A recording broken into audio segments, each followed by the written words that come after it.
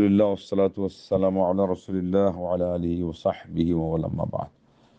রমজান মাসে ইফতার প্রস্তুত করা, যদি আত্মীয়-স্বজনের জন্য হয় অথবা কাউকে ইফতার করানোর জন্য হয়, এটা তো সওয়াবের কাজ, এতে সন্দেহ নেই। কিন্তু এটা মনে রাখতে হবে, ইবাদত হিসাবে করা এক জিনিস, রসম রেওয়াজ হিসাবে করা আরেক জিনিস। আবার পারিবারিকভাবে তারাই রসম রেওয়াজ পালন করতেছে, আমি এখন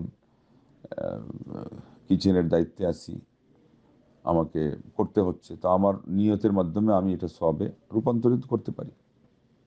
এবং তাদেরকেও বোঝানোর চেষ্টা চালাইতে হবে যে এগুলো আবাদত, আবাদত হিসাবে আমাদের সাধ্যে যতটুকু কুলায়, আসল আবাদত যেটা, ওটার সাথে আমরা যদি এটাকে মিলাইতে গিয়ে এটাই প্রাধান্য দিয়ে দিই, তাহলে তো হলো না।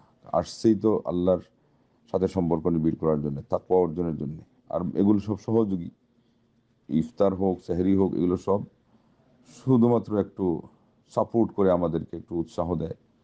আর সওয়াবে আল্লাহ নবী সাল্লাল্লাহু আলাইহি ওয়াসাল্লাম অনেক বড় কিছু আমাদের জন্য ঘোষণা দিয়ে উৎসাহ দিয়েছেন মাত্র, আর তো কিছু না। এটার কারণে যদি কেউ শুধু তাও ওই সওয়াবের নিয়তে করে, তো এটাও তার ভিতরে শামিল হবে। আর এটাই আসল যদি হয়ে যায়, তাইলে তো গেল। অতএব নিয়ত খাঁটি করতে হবে, সওয়াবের উদ্দেশ্যেই করতে হবে। রসুম রেওয়াজ পালন করা, এগুলোকে প্রয়োজনে চেঞ্জ করতে হবে, কারণ এটার মধ্যে পরিবর্তন না আনলে ওটা ওইভাবেই থেকে গেল। নিয়ত ভিতরে ভিতরে পরিবর্তন হলেও অন্যরা বুঝলো না, সমাজে সামাজিকতা সব সমাজের থেকেই গেল।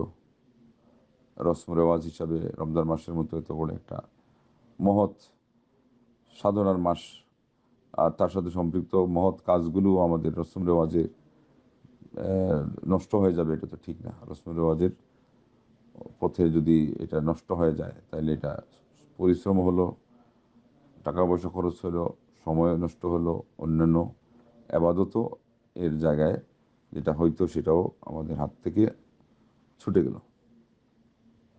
এগুলো সব সামনে রেখে যতটুকু ভারসাম্যতার সাথে করা যায়, এতটুকুই, এর চেয়ে বেশি যাতে না হয়।